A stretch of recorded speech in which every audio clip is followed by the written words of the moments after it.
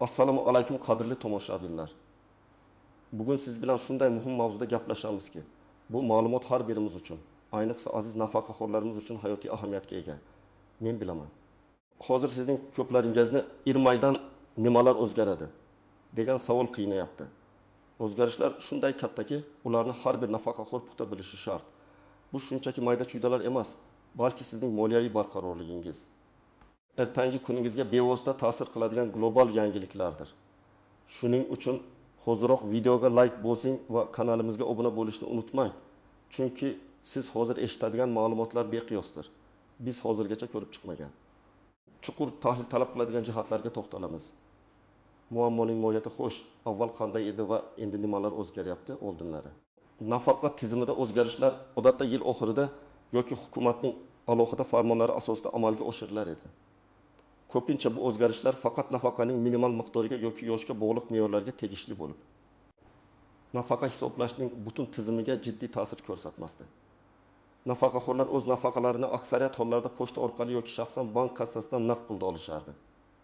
Qo'shimcha imtiyozlar va ijtimoiy to'lovlar ham qog'ozbozlik orqali, ya'ni turli idoralarga arizalar bilan murojaat qilib olinardi.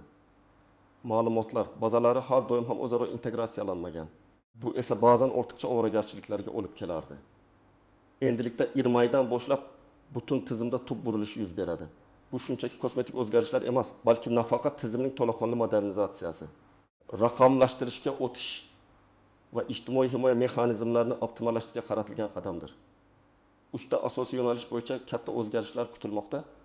Birinchidan, nafaqalarni hisoblash va indeksatsiyalashning yangi, shaffofroq tizimi joriy etiladi.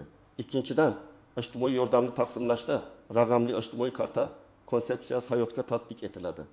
Uchinchidan, ba'zi turdagi imtiyozlarni olish shartlari yanada aniqlashtiriladi va qat'iylashtiriladi. Bularning barchasi nafaqaxo'rlarimizdan alohida e'tibor va harakatni talab qiladi. Birinchi asosiy qism batafsil tahlil xo'sh. Bu o'zgarishlar aslida nimani anglatadi? Kim xavotirga tushishi kerak va kim uchun bu o'zgarishlar sezilmaydi? Keling, har bir jihatni chuqur tahlil qilib chiqamiz. Birinchi yirik o'zgarish. Nafaqalarni avtomatik qayta hisoblash va indeksatsiyalashning yangi tartibi. Irmaydan boshlab nafaqalarni qayta hisoblash tizimiga to'liq avtomatlashtirilgan va yangilangan indeksatsiya mexanizmi joriy etiladi.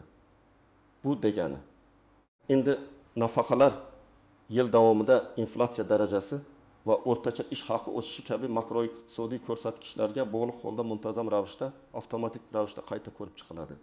Avval bu jarayon yiliga 1 yoki 2 marta ko'pincha hukumatning alohida qarori bilan sodir bo'lardi va uzoq byurokratik jarayonlarni o'z ichiga olardi.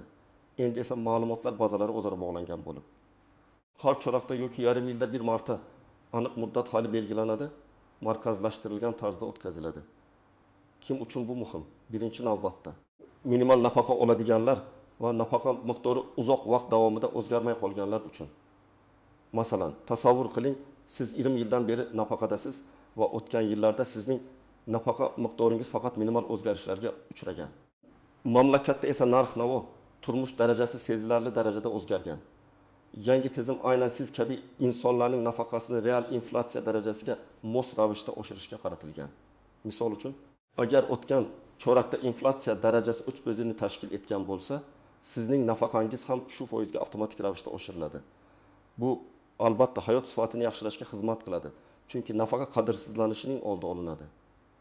Ammo shuni ham yodda tutish kerakki, bu tizim faqat nafaqa miqdori bozor ko'rsatkichlaridan ancha past bo'lganlar uchun sezilarli o'zgarishlar keltirib chiqaradi. Agar sizning nafaqangiz hozirgi kunda nisbatan yuqori bo'lsa va maksimal chegaraga yaqin bo'lsa, sizning nafaqangizda katta sakrashlar bo'lmasligi mumkin. Chunki u allaqachon tegishli darajada hisobga olingan bo'ladi. Xavotirga tushmaslik kerak bo'lganlar, nafaqa tizimi bilan bog'liq barcha ma'lumotlar sizning shaxsiy elektron kabinetingizda aks etadi va buni nazorat qilish uchun hozircha hech qanday qo'shimcha harakat talab etilmaydi. Ikkinchi yirik o'zgarish raqamli ijtimoiy karta joriy etilishi. Bu haqiqatan ham inqilobiy yangilik. Irmaydan boshlab nafaqaxo'rlar uchun ko'plab qo'shimcha imtiyozlar, moddiy yordam turlari, shuningdek kommunal xizmatlar uchun chegirmalar va jamoat transportida imtiyozli qatnovlar yangi raqamli ijtimoiy karta orqali amalga oshiriladi. Endi sizga turli idoralarga borib qog'oz hujjatlar to'plash shart emas. Bu qanday ishlaydi? Misol uchun, sizning nafaqangizga qo'shimcha ravishda ma'lum bir miqdorda moddiy yordam tayinlangan. Oldin uni olish uchun Moliya vazirligi huzuridagi byudjetdan tashqari pensiya jamg'armasiga yoki mahalla va oilani qo'llab-quvvatlash bo'limiga murojaat qilishingiz, arizalar to'ldirishingiz kerak edi. Endi esa bu yordam to'g'ridan-to'g'ri sizning raqamli ijtimoiy kartangizga o'tkaziladi. Bu karta sizning shaxsiy identifikatsiya raqamingiz bilan bog'langan bo'lib, unga barcha imtiyozlar va yordam turlari avtomatik ravishda biriktiriladi. Kim xavotirlanishi kerak? Raqamli texnologiyalardan unchalik foydalana olmaydigan, bank kartalari yoki elektron hamyonlar bilan ishlashga ko'nikmagan nafaqaxo'rlar uchun bu dastlab biroz qiyinchilik tug'dirishi mumkin. Ayniqsa, yolg'iz yashaydigan, texnik yordamga muhtoj keksalarimiz uchun bu muhim. Masalan, agar siz ilgari kommunal to'lovlarni kassadan to'lagan bo'lsangiz, endi raqamli ijtimoiy karta orqali imtiyozli tarifda to'lash uchun mobil ilova yoki bankomatdan foydalanishga to'g'ri keladi. Kim xavotirga tushmasligi kerak? Agar siz allaqachon bank kartalari, mobil ilovalar orqali to'lovlar qilishga odatlangan bo'lsangiz yoki sizda mobil bank ilovalari orqali yordam bera oladigan farzandlaringiz yoki nabiralaringiz bo'lsa, siz uchun bu yangilik qulaylik yaratadi. Chunki bu tizim asosan bürokratiyani kamaytirishga va xizmatlarni tezlashtirishga qaratilgan. Siz uyda o'tirgan holda barcha imtiyozlaringizni nazorat qila olasiz. 3-yirik o'zgarish. Ba'zi imtiyozlarni olish shartlarining aniqlashtirilishi va qat'iylashtirilishi. Bu nafaqaxo'rlar orasida eng ko'p muhokama qilinadigan va ba'zan tushunmovchiliklarga sabab bo'ladigan jihat. Ilmaydan boshlab ba'zi ijtimoiy imtiyozlar va nafaqalarga qo'shimcha to'lovlar berishda nafaqaxo'rning moliyaviy ahvolini va oilasining turmush sharoitini aniqroq o'rganish mexanizmi joriy etiladi.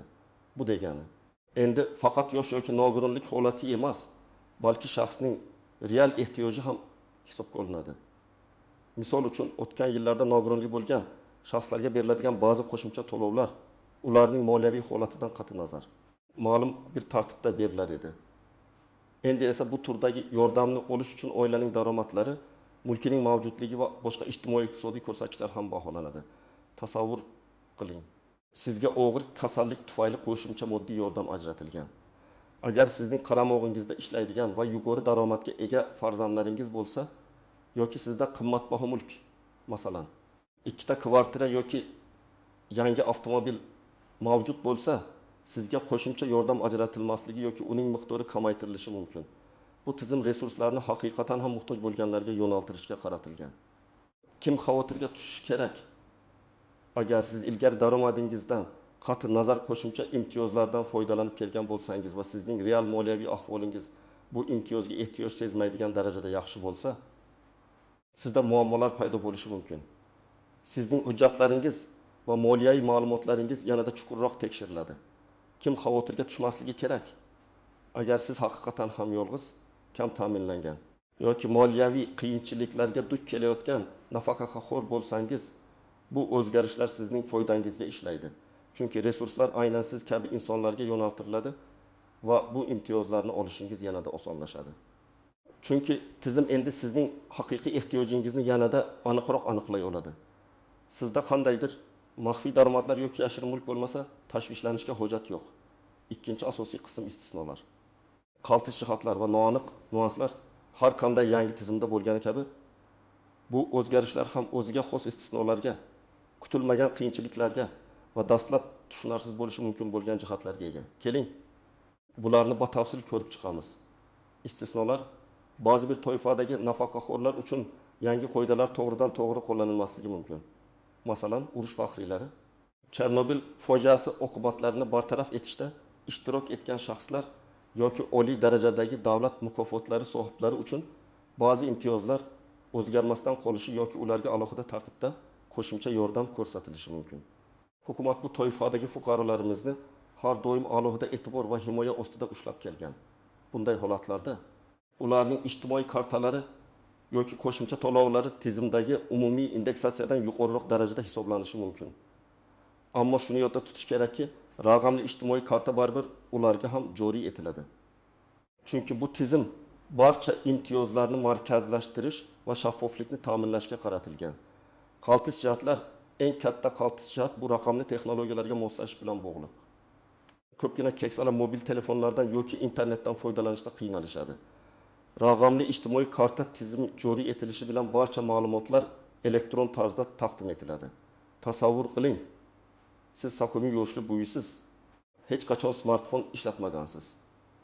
Endi sizga kommunal xizmatlar uchun imtiyozli to'lovni amalga oshirish yoki shaxsiy elektron kabinetingizdagi ma'lumotlarni tekshirish kerak. Bu siz uchun haqiqiy muammoga aylanishi mumkin. Bunday holatlarda agar sizning yaqinlaringiz bo'lmasa, mahalladagi ijtimoiy xodimlar yoki volontyorlarning yordamiga murojaat qilish zarur bo'ladi. Ba'zi shaharlarda maxsus o'quv kurslari yoki maslahat markazlari tashkil etilishi ham rejalashtirilgan. Ikkinchi qaltis jihat ma'lumotlar xavfsizligi. Shaxsiy ma'lumotlar, ayniqsa moliyaviy ahvol haqidagi ma'lumotlar kiber hujumlar yoki firibgarlik harakatlari uchun nishonga aylanishi mumkin. Shuning uchun raqamli ijtimoiy kartangizni, elektron kabinetingizga kirish parollaringizni hech kimga, hatto o'zini bank xodimi yoki ijtimoiy xodim deb tanishtirgan shaxslarga ham bermang. Hukumat ma'lumotlar xavfsizligini ta'minlash uchun jiddiy choralar ko'rayotgan bo'lsa-da, har bir fuqaro o'z xavfsizligi uchun shaxsan mas'uliyatni his qilishi kerak. Firibgarlar yangi tizimga moslashishga yordam beramiz degan bahona bilan sizdan kartangizning raqamlarini, CVV kodini so'rashlari mumkin. Bunday hollarda zudlik bilan shubhali harakatlarni huquq tartibot idoralariga xabar berishingizni so'raymiz. Noaniq nuanslar, ba'zi bir jihatlar, masalan, raqamli ijtimoiy kartaga pul tushishining aniq muddati yoki qaysi qo'shimcha to'lovlar aynan bu karta orqali amalga oshirilishi hozircha to'liq aniq emas. Hukumat tomonidan qabul qilinadigan tegishli normativ huquqiy hujjatlar loyihalarida bular aniq belgilab beriladi. Ba'zi imtiyozlar, masalan, tibbiy xizmatlar uchun chegirmalar yoki dori vositalarini imtiyozli narxda olish kabi masalalar bosqichma-bosqich raqamli ijtimoiy kartaga integratsiya qilinadi. Bu jarayon bir kechada to'liq yakunlanmaydi. Balki bir necha oy davom etishi mumkin. Shu sababli nafaqaxo'rlarimiz sabrli bo'lishlari va barcha rasmiy manbalardan kelayotgan ma'lumotlarni kuzatib borishlar kerak. Amaliy maslahatlar nima qilish kerak? Endi esa eng muhim qismga o'tamiz. Bu o'zgarishlar sharoitida sizning harakatlaringiz qanday bo'lishi kerak? Qadam-baqadam ko'rsatmalarni beraman.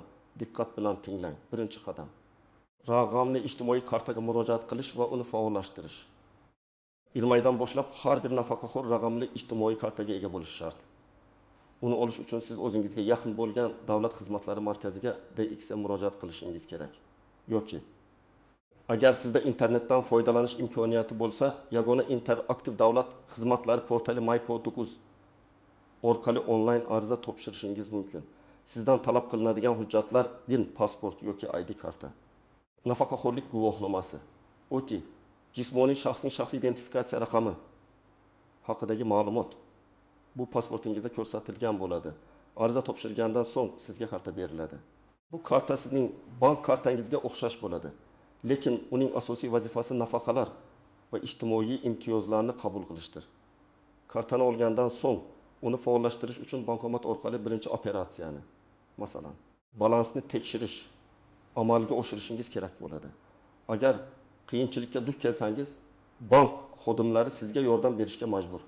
Ikkinchi qadam: ma'lumotlaringizni tekshirish. Raqamli ijtimoiy kartani olganingizdan so'ng unga bog'langan barcha imtiyozlar va to'lovlar to'g'ri aks etganiga ishonch hosil qilish juda muhim. Siz bunga shaxsiy elektron kabinetingiz orqali erisha olasiz. My.Toddiq.uz portalida mavjud. Agar internetdan foydalana olmasangiz, yuqorida aytib o'tilgandek, davlat xizmatlari markaziga borib, mutaxassisdan yordam so'rashingiz mumkin. Tekshiruv jarayonida quyidagilarga e'tibor bering. Yil, nafaqaning miqdori, u avtomatik indeksatsiya qilinganmi?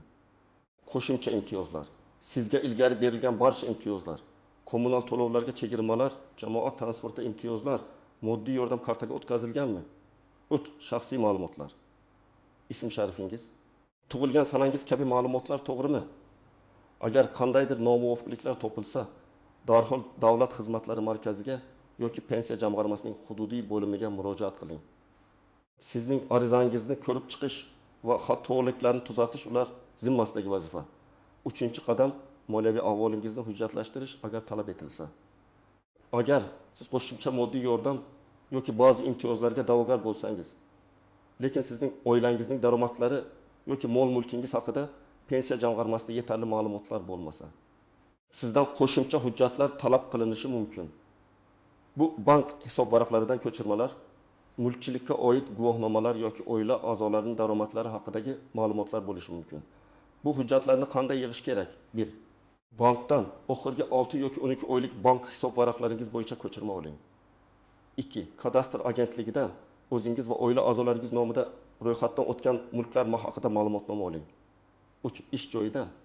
Agar oila a'zolaringiz ishlasa, ularning ish joyidan daromadlari haqida ma'lumotnoma olib kelishini so'rang. Bu hujjatlar pensiya jamg'armasiga yoki davlat xizmatlari markaziga topshiriladi. Ushbu bosqichda barcha ma'lumotlarni to'g'ri va to'liq taqdim etish muhim. Chunki bu sizning imtiyozlarga bo'lgan huquqingizni belgilaydi. 4-qadam. Doimiy axborot olish. Hukumat tomonidan beriladigan rasmiy ma'lumotlarni doimiy ravishda kuzatib boring. Yangi qarorlar, tushuntirishlar, qo'shimcha ma'lumotlar va yangilanishlar bo'lishi mumkin. Bunday ma'lumotlarni olishning eng ishonchli yo'llari. 1. Rasmiy veb-saytlar mybook.gov.uz, Nafaqa.uz, Hypothetical yoki Moliya vazirligi sayti. 2. Davlat xizmatlari markazlarining e'lonlari. 3. Ishonch telefonlari, pensiya jamg'armasining ishonch telefonlariga murojaat qilib, sizni qiziqtirgan savollarga javob olishingiz mumkin. 4. Ommaviy axborot vositalari, rasmiy gazeta va jurnallar, milliy telekanallardagi yangiliklar dasturlari ham muhim ma'lumot manbai hisoblanadi. Bu yangi tizimga moslashish biroz vaqt talab qilishi mumkin. Lekin uning maqsadi nafaqaxo'rlarimizning hayotini yanada yengillashtirish, byurokratiyani kamaytirish va ijtimoiy himoyani kuchaytirishdir. Shuning uchun bu o'zgarishlarga tayyor bo'ling va faol harakat qiling. Xulosa yakuniy chaqiruv demak, aziz do'stlar, iyirmaydan boshlab nafaqa tizimida jiddiy o'zgarishlar kutilmoqda. Bu nafaqa hisoblashning avtomatik indeksatsiyasi, raqamli ijtimoiy kartaning joriy etilishi va imtiyozlarni olish shartlarining aniqlashtirilishi. Bu o'zgarishlar bir tomondan sizning hayotingizni yengillashtirsa, ikkinchi tomondan sizdan biroz e'tibor va harakat talab qiladi. Eng muhimi hushyor bo'lish, firibgarlarning tuzog'iga tushmaslik va barcha ma'lumotlarni rasmiy manbalardan tekshirishdir. Umid qilamanki, bu video siz uchun foydali bo'ldi va barcha savollaringizga atroflicha javob oldingiz. Iltimos, bu videoni nafaqaxo'r bo'lgan barcha tashvishlaringiz, qarindoshlaringiz va do'stlaringizga yuboring, chunki bu ma'lumotlar ularning ham hayotida muhim ahamiyatga ega bo'lishi mumkin. Fikrlaringizni izohlarda yozib qoldiring. Yangi o'zgarishlar haqida nimalarni o'ylaysiz? Savollaringiz bo'lsa, ularni ham izohlarda yozing. Biz imkon qadar javob berishga harakat qilamiz. Videoga like bosishni va kanalimizga obuna bo'lishni unutmang. Chunki oldinda sizni yana ko'plab foydali va muhim ma'lumotlar kutmoqda. Sog' bo'ling va o'zingizni ehtiyot qiling.